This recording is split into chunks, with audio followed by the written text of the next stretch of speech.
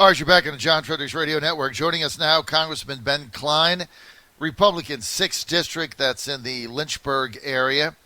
Congressman, great to have you with us. John, always good to be with you. Thanks for your patience. Your former colleague there in the State House, Reeves, wanted in, so we gave him a couple minutes. I hope that's okay. Let's get to this impeachment vote. You voted no, obviously, against that. No Republicans voted for this, so it's a completely. In fact, the only bipartisanship went the other way. 2 Democrats voting no: New Jersey, Minnesota. Colin Peterson been there for 3 decades. Where are they going with this? Well, that's because Republicans identified it for what it was. It's an attempt by Democrats to undo the election of 2016 and put Congress in between the voters and their candidate and Donald Trump in the 2020 election. They just can't stand that Donald Trump's doing well. They can't stand that he might get reelected, and now they want to try and stop him in 2020. So they're doing all they can to remove him from office. So, obviously, look, to have this, they're going to continue with the hearings. And they say it's going to be in a transparent fashion, but the way everybody is reading what they passed is basically Chairman Adam Schiff has all the power to do whatever he wants. So if there's certain witnesses he doesn't want to call, you don't call them. If there's certain questions you don't want to ask, you don't ask them. I mean, yeah, it's a sham, and it's a sham, and the Republicans know it, and even the Democrats know it. I mean, we had 2 vote with us, break against Nancy Pelosi, which. She rules with an iron fist on her side of the aisle, and so they really had to have been hearing from their districts that they do not want this kind of sham impeachment process, and so they voted with us.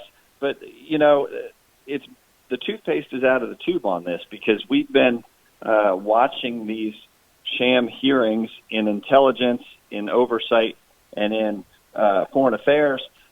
Well, I take that back.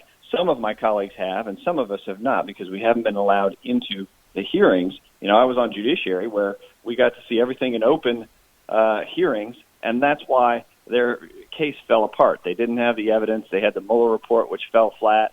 And once the American people saw what they had, they weren't for it. They weren't for impeachment. So that's why they took it away from Judiciary, gave it to these committees behind the scenes, Adam Schiff taking it behind closed doors, and they're still doing it. They passed these rules talking about transparency, but this week is all behind closed door hearings. So they're still at it, and whatever product comes out is going to be tainted, and it's not going to be worth the paper it's printed on. So, look, we're doing a segment every day, 9 to 10 a.m., called War Room Impeachment. Steve Bannon is leading it for our network. And one of the things that he's been saying is that the Republican messaging that's been coming out of the White House has been somewhat discombobulated, and so we're trying to get the truth out in a way that people can understand. When you guys went downstairs and demanded that this be open, is that what caused the Speaker to have the vote, in your judgment? She will never admit to that. But what I think we can all agree on is that we successfully raised the issue with the public about the nature of these hearings being behind closed doors, and our concern that they were behind closed doors and not out in the public to see. And so to that extent, the public pressure was what drove her to have this vote. Only 2 weeks earlier, she said it was a GOP talking point. Mm-hmm. And all of a sudden she flips and decides to have a vote. Granted, it was on flawed rules, but at least she's recognizing the public pressure, that the public wants to see more in the light of day and less behind closed doors. So to that end, I'm glad we went down and had the press conference. I'm glad that we tried to get into the hearing room, and I'm glad that we raised the public profile of the need for transparency. Okay, so you've done that. So you had the vote on the open hearings, which are really not open. So that's, like you said, Congressman Cline, that was kind of a sham. So what happens now?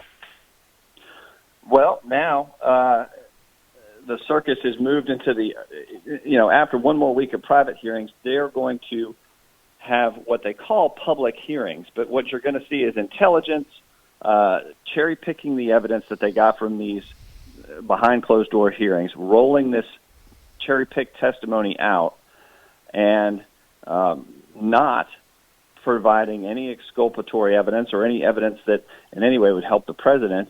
Debbie Lesko offered an amendment at rules to the resolution that was just voted on that said any exculpatory evidence has to be sent to the Judiciary Committee, which is essentially what defendants get in a trial. If there's exculpatory evidence, the prosecutor has to provide it to the defense.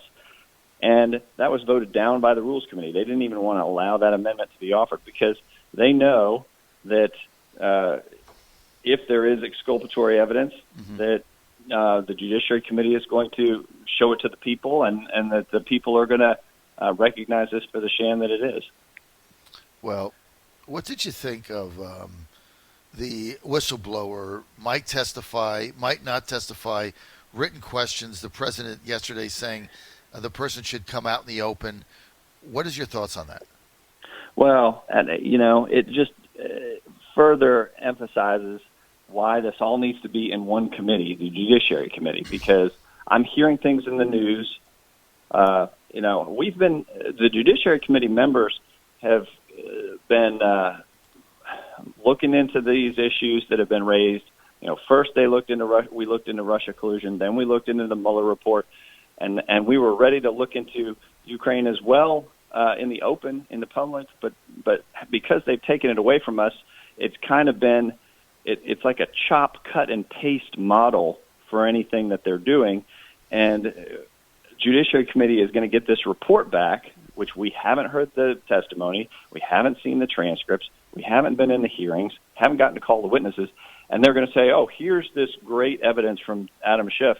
Please vote on articles of impeachment now. Well, that's just crazy. I mean, you would never see that in any type of courtroom procedure, just taking the evidence and giving it to a totally new body to consider only half of the evidence. So I've been kind of talking to my colleagues on the other side of the aisle who are on judiciary, and they recognize what a problem it's going to be when this half-baked cake gets sent over and dropped in their laps and they get a week to have a debate on articles of impeachment. It's going to be chaos. So you guys are going to vote on it.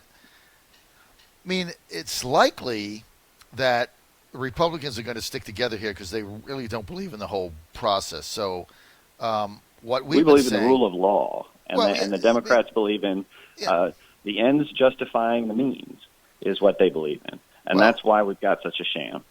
Yeah, and for the Republicans right now, it's unity and substance, right? I mean, I want to focus on the substance, absolutely, and unity. But if Pelosi goes through, Congressman Cline, with this vote, and she's going to have the votes to impeach the president on probably what I predict is going to be two pretty tight articles of impeachment, one on obstruction of justice, one on something else, abuse of power. They'll concoct something. And if it passes on strictly partisan lines, like no Republicans vote for that, I don't think any will.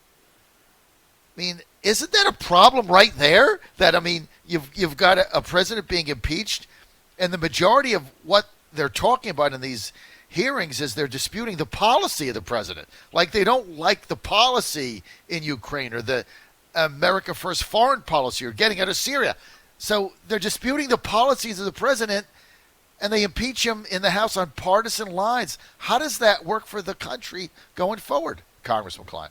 It does a great harm to the country to impeach for political purposes, and our founding fathers knew that. They talked about that. They debated the words that were going in the Constitution, whether it should be treason, bribery, high crimes and misdemeanors, or whether it should be maladministration, which is a lesser offense and just simply a purely political, we don't like the way you're running things in the executive branch, so we're going to remove you. They debated that and rejected that. And because they went with high crimes and misdemeanors, we know from the record that anything less is going to be exactly what we've seen. Searching for a reason to get rid of a president based on their pure hatred for him and for his policies. Unbelievable. You're on the John Fredericks Radio Network, Trucking the Truth Across America. I'm with Congressman Ben Cline, Republican. He's from Virginia's 6th District, which is the the Southwest Virginia area, Lynchburg on southwest to the Roanoke area. Congressman, let's get to some of the issues that are not being dealt with. Let's start with USMCA.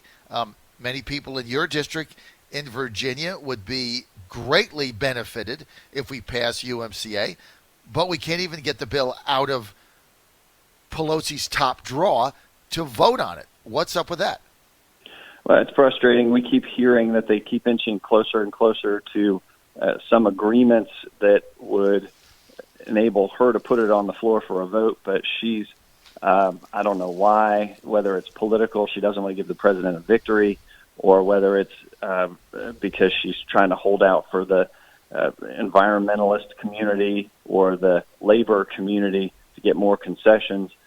Either way, she's doing great harm to districts like mine and a lot of districts in her own conference that want this thing passed, that farmers need this passed, manufacturing needs this passed. We have a chance to really put some great rules in place for our relationships with Mexico and Canada to modernize and improve on NAFTA, which is 25 years old, about 25 years old now, and needs updating. So that's my hope that she sees past the politics.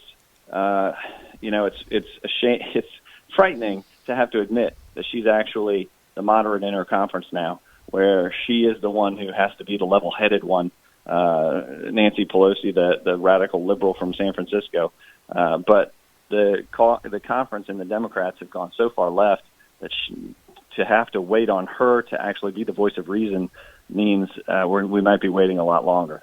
I mean, it's a sham what is going on right now, and so many good things could be passed on a bipartisan basis, which is what a lot of these Democrats that won a Trump district said they were going to do, which is frustrating us. Let's get to another thing, which is surprise medical billing.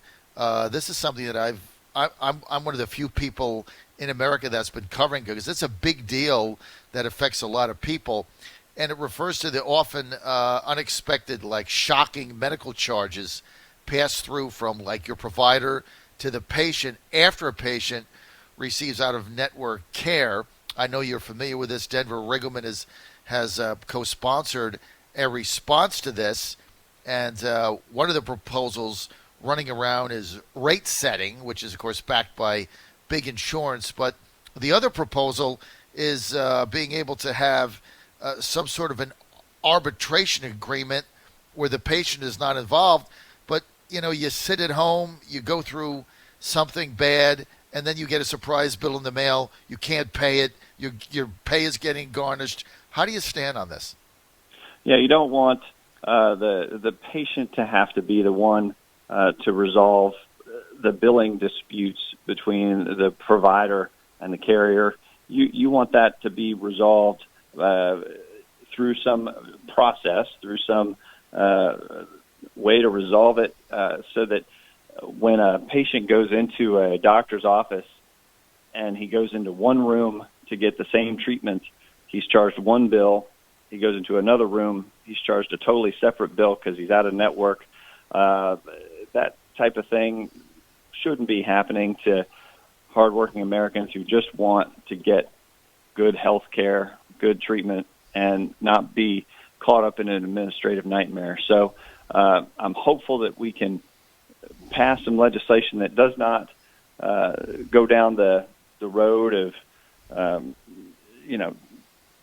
aggressive bureaucratic, any kind of government involvement in the process is always a problem. The less you can do that with that, the better. The more you can lead to the private sector to resolve these issues, the better off we are.